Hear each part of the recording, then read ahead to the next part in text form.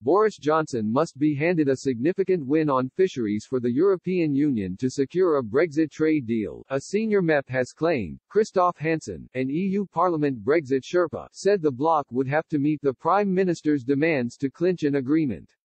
His warning comes as senior figures in Brussels brace for a last-minute trade-off between access to Britain's waters and the bloc's demand for a level playing field.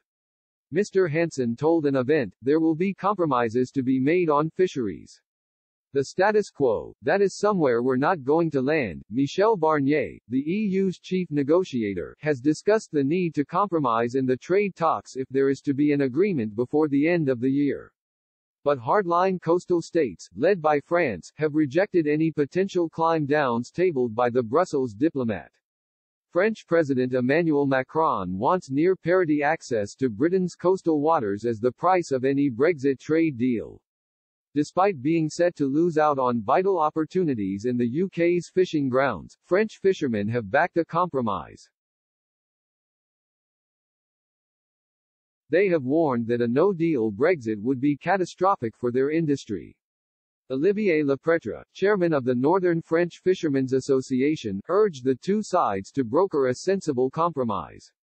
He said, Boulogne absolutely needs an agreement. We are the largest fishing port in France with a turnover of 450,000 tons, including 300,000 tons of our own catch.